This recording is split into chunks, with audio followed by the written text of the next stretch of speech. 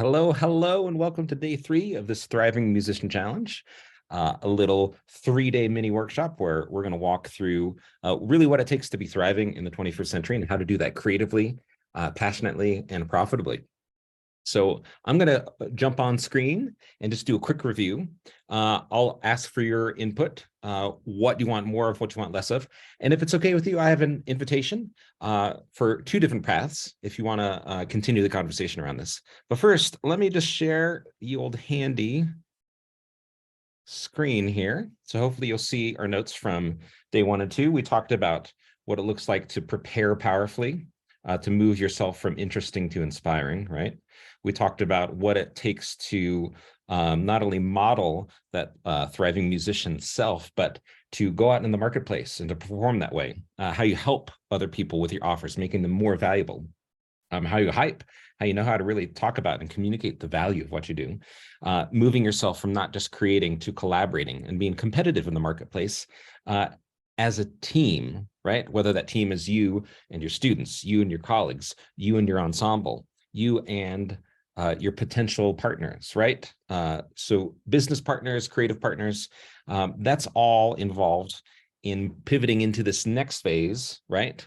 They build on each other of multiplying, right? And that really is about moving yourself from just building a life in the arts to really creating a legacy, from life to legacy. And it's one that I'm passionate about. And I want to talk about the couple steps on that. So really, how do you get from one to the next? There we go. You have to know how to appropriately provoke. And I talked about this earlier, but that sense of the original meaning of provoke is like calling out in the best of ways. Similar to, as an educator, you draw forth what's in people. You're calling people to follow you out and to really make a difference and launch a movement. So I'll mute that for my messages coming in.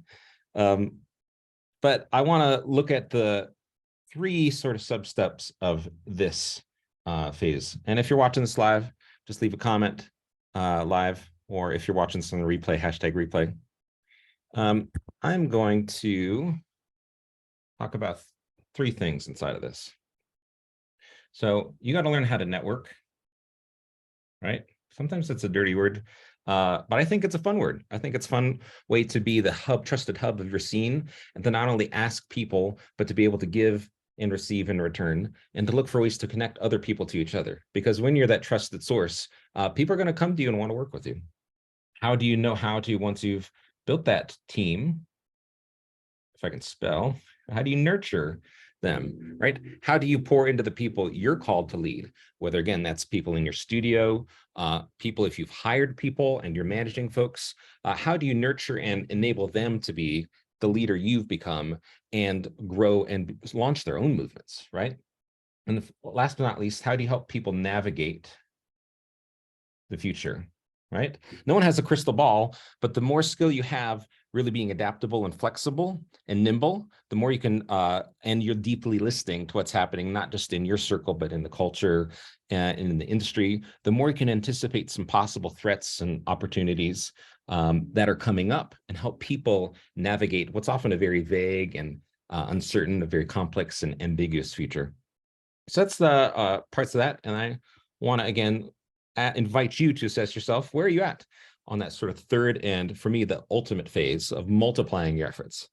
Red, yellow, green. Do you feel like it's completely broken? You're stuck there? Do you feel like, I got some progress, but it could accelerate? Or green, you're really where you want to be? Go ahead and share that in the comments below. I'm going to stop sharing and then talk again about how improvisation, how creativity has not just helped me as a player, not just helped me as a person be more present, not just helped me be more competitive and more creative, but it's also helped me learn to be a better leader. Again, that deep listening, that collaboration that comes from real-time music making, and again, that imagination and flexibility and responding in the moment are really have given me some skills to be able to help lead folks. Let me pop back to where we were at. Again, we talked about that real-time creativity method of those 4 phases. And this is always in a cycle of searching for an idea, selecting and committing to that idea, supporting that and then shifting to the next one. And that happens sometimes over milliseconds, sometimes it happens over days. But the more and more skills you have to do that quickly, the better you're able to iterate and keep going through that, and hopefully in real time. I'll talk about this creative path in a minute, but again, I want to hear from you. If you are finding one of these topics more valuable, then talk to me about it. Let me know. This is your group. This is me spurring a conversation. And while I have ways you can collaborate with me, but I'm always looking for ways to have it be a two-way conversation. And I want to extend to you an invitation. If you want to keep the conversation going, we got two paths. One is I'm going to do a live event, really 3-day deeper dive. These are some micro trainings, but really 3 days as a camp to dive into each of these topics. And I'll give you the outline of that in a minute. That'll be pretty low cost. Suggest a donation of around $97. So if you're interested in that, and that's the price point and the type of work you want, it's a really great way to work virtually, but in depth with me. Go ahead and just leave event in the comments below, and I'll create a little wait list and keep you posted on when that event is. Again, looking for a 3-day chunk. You'll have access to recordings where we'll go deeper into all of these topics, but really instead of just surface level, take a deep dive, have some breakouts, have some conversations. So let me know if you're interested. Again, put event in the comments below. If you want to jump the line and just work with me one-on-one, I'm opening up a couple slots in my calendar for some one-on-one coaching. And if that's of interest to you, just put me in the comment below. Again, I'm not into hard sells. I'm into figuring out how I can serve. So whether or not we end up working together, you're going to leave from that 15 or 30-minute conversation with a ton of clarity on some next steps you can take to really accelerate your career, your creativity. And I'm always looking to help people. But if it's okay with you, let me share my screen again and just walk through what we'll cover in this Thriving Musician Camp. I got to scroll here because it's 2 words. I like acronyms. So Creative Path really talks about that 12-step system. The first 6, I think, are foundational, and the final 6 really build upon that. And they really follow, again, this 3-part phase of modeling, creativity, being able to be competitive in the marketplace, and always producing something creative, and also multiplying your efforts and leading from creativity and a joyful fashion. So let me walk through these.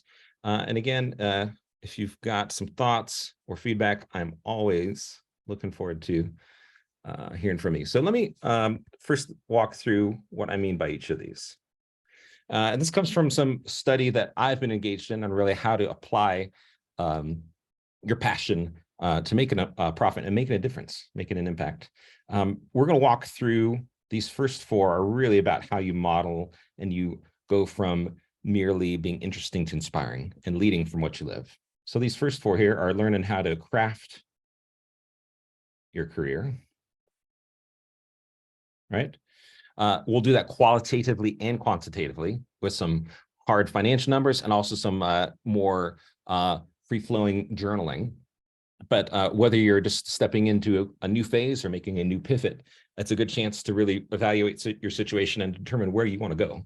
So we'll look at crafting your career, but we got to do that in a way that you restore some whole life balance. So a lot of people decide to focus on this, right, at the cost of that. I'll do plus and minus. They build their career and they really overcommit in their career, and then they find their health, their relationships, all the other parts of their lives, those 13 other parts of their fundamental concerns: body, play, health, family, relationships, education. Those all go by the wayside. So we're going to figure out a way to have it all and talk about how do you restore that whole life balance. 2 more in this section. We're going to talk about how you continually educate yourself. For me, I'm a lifelong student of music. And education is one way to really stay competitive.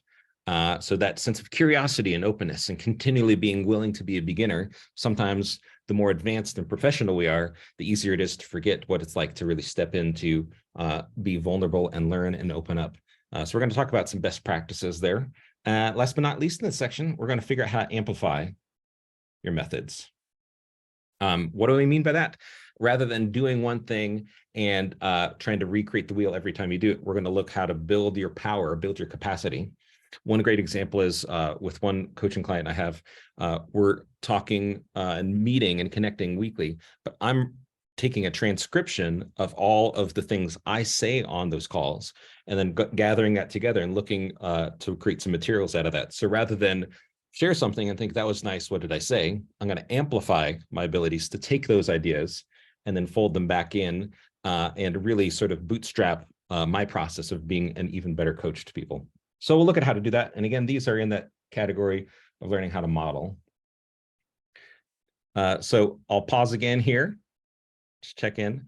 And if you had to value yourself where you are on each of those, it's a good chance just to get clear for yourself where you're at. Because we got two other big sections. If you would hang with me here, I'm going to pop back to the screen. We'll look at how you can tailor every offer. And these, or we're looking at how do you really be competitive and creative in the marketplace. How do you tailor every offer you make, every gig, every proposal, every collaboration, every recording, to be super valuable and helpful, not just to you and interesting to you, but interesting and valuable and scarce in the marketplace. We're going to talk about how do you integrate your network. That's back to what I was saying about how do you really be a trusted hub of your scene and you build your network, because so many people want to go out and be lone rangers. I've been guilty as that as well. And integrating your network, not just building it and putting yourself out there, but connecting other people is going to be the key to your success. We're going to venture into freedom.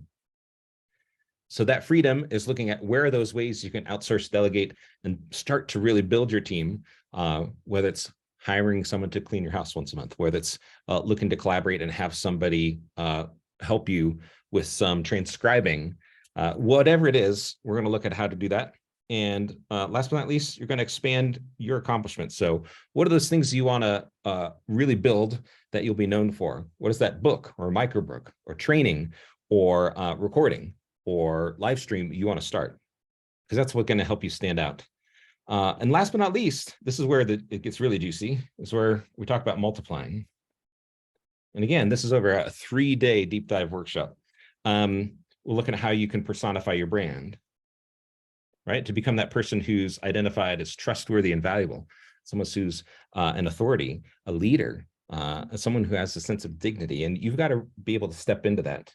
When people see you, they know what you stand for. Learning how to ascend into leadership positions. So if you're not currently leading or you want to lead at a bigger level in your organization, in your community, in your scene, how do you step into that? 2 more. We're going to look at best practices for how you train your team creatively and train them to think and execute creatively, whether that's your beginning piano student or your assistant director, right? How do you train people in your circle, and how do you, last but not least on this creative path, how do you help them navigate the future so they can lead their own movements? So again, if you want to be on the wait list to this event, just put event in the comments and I'll keep you on the list, let you know. I want to make it accessible and help a lot of different people. And again, I will have some ways if you want to do an even deeper dive one-on-one with me, either over a day or I've got several different options, or over 90 days or a 6-month possibility. It really is up to you how you want to go and how fast you want to go and how deep you want to go. But I'll make that available too. If you want to jump the line and just talk with me about that and you feel you're ready for that, just put me in the comments and we'll just talk for 15, 20 minutes, see if it's a good fit. Either way, I hope you're having a great day. It is a thriving Thursday when I'm recording this here.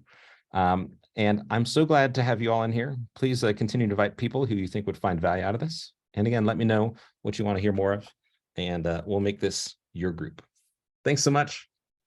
Thanks for being a part of this 3-day challenge. I'll talk to you soon.